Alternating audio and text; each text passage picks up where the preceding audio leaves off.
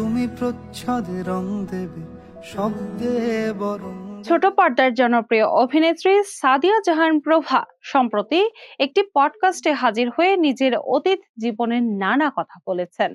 দীর্ঘদিনের গুঞ্জন ও ভুল বোঝাবুঝির অবসান ঘটিয়ে তিনি স্পষ্ট করেছেন যে তিনি কারোর সাথে কোনো প্রতারণা বা বিশ্বাস ভঙ্গ করেননি। পডকাস্টে নিজের বক্তব্যের ব্যাখ্যা দিয়ে প্রভা জানান যে মানুষের ধারণা ভুল এবং ঘটনার অন্তরালে সবসময় অনেক ঘটনা লুকিয়ে থাকে। যার সাথে তার বাগদান হয়েছিল তার কাছ থেকে কোনো তথ্য গোপন করা হয়নি এবং সম্পর্কটি বিয়ে পর্যন্ত না গড়ানোর চেষ্টাও ছিল। মুরব্বীরা মিলে যখন বিয়ের কথাবার্তা বলছিলেন তখন প্রভার নিজের পরিবারও শুরুর দিকে এই সম্পর্কের সম্পূর্ণ বিরুদ্ধে অবস্থান নিয়েছিল। একটি ভেঙে যাওয়া পরিবার থেকে আসা ছেলেকে মেনে নিতে পরিবার দ্বিধা করলেও প্রভা মনে করেন এমন পরিবারের সন্তানরাও মানুষ হয়।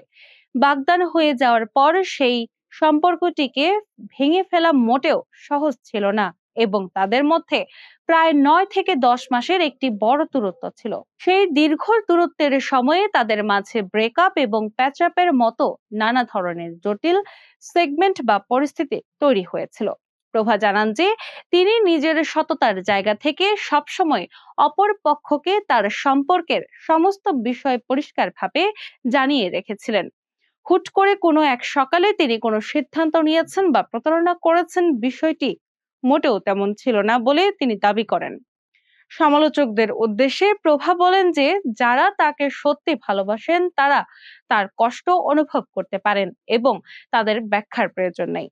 তিনি জীবনের অনেক কঠিন পরিস্থিতির মধ্য দিয়ে গেছেন এবং অপর পক্ষ হুট করে পত্রিকা খুলে তার বিয়ের খবর দেখেনি, সবই জানা ছিল।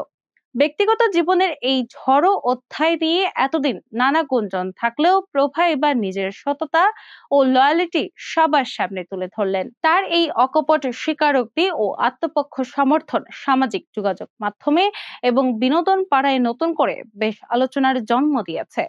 অতীতের ভুল বোঝাবুঝি দূর করে নিজের অবস্থান পরিষ্কার করার এই চেষ্টা ভক্তদের মাঝে ইতিবাচক ও সহানুভূতিশীল সাড়া ফেলেছে। সবশেষে তিনি আবারও জোর দিয়ে বলেন যে ঘটনার পেছনের সত্য না জেনে কাউকে ঢালাওভাবে প্রতারক বলা মোটেও উচিত নয়।